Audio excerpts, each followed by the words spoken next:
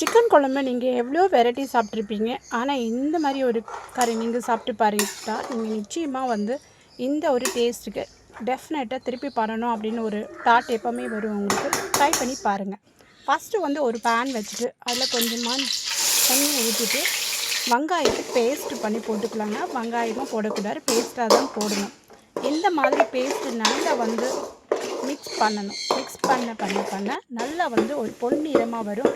அது கூட வந்து இஞ்சி பூண்டு பேஸ்ட் ஒரே லெவலில் எடுத்துக்கிட்டு போடணும். அதுவும் நல்ல ஒரு பச்சை வாசனை போன அப்புறமா வந்து பார்த்திங்கன்னா கொஞ்சமாக தனியா பொடி, கொஞ்சமாக கரம் மசாலா, கொஞ்சமாக சில்லி பவுடர், கொஞ்சமாக வந்து மஞ்சள் பொடி, கொஞ்சமாக வந்து காஷ்மீர் சில்லி பவுடர் எடுத்துக்கிட்டேன். அதுக்கப்புறமா வந்து பார்த்திங்கன்னா கொஞ்சமாக வந்து சிக்கன் மசாலா தூள் எடுத்துக்கிட்டேன். இது அத்தனையுமே வந்து எல்லாமே ஒரே மிக்ஸ் பண்ணிவிட்டு அதில் தான் போட போகிறோம். ஏன்னா தனித்தனியாக காமிக்கிறவங்களுக்கு இந்த பொடி எல்லாமே போட்டுட்டு நல்லா வந்து ஒரு பச்சை வாசனை போகிற வரைக்கும் வதக்கணும். ஒரு திக்கான ஒரு கண்டிஷனில் வரணும். அதுக்கப்புறமா நம்ம சிக்கன் நல்லா கழுகி மஞ்சள் போட்டு கழுவிடுறதுங்க. இது கொஞ்சமாக வினிகர் போட்டிங்கன்னா நல்லா சாஃப்டாக இருக்கும். அதுக்கப்புறமா எல்லாமே போட்டுட்டு நல்லா ஒரு மிக்ஸ் கொடுங்க. மிக்ஸ் கொடுத்தப்புறமா தக்காளி பேஸ்ட் பண்ணி போட்டுக்கணும். அதுவும் நல்லா வந்து பச்சை வாசனை போகிற வரைக்கும் நல்லாவே கிண்டி வச்சுக்கணும்.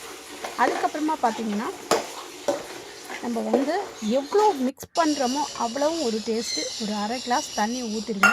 ஊற்றிட்டு அப்புறமா கொஞ்சமாக நல்லா ஒரு மிக்ஸ் போட்டுட்டு நான் வந்து உடனே குக்கரில் போட்டேன். என்னென்னா சிக்கன் வந்து எப்படிப்பட்ட ஒரு சிக்கனாக இருந்தால் நல்லா வெந்து வரும். அதுக்கப்புறமா மேலே கொத்தமல்லியெல்லாம் போட்டுடுங்க. போட்டுட்டு ஒரு விசில் போதுங்க. ஜஸ்ட்டு அந்த ஒரு விசில் அப்புறமா வந்து ஓப்பன் பண்ணி பார்த்திங்கன்னா செம்ம சூப்பராக இருக்கும்.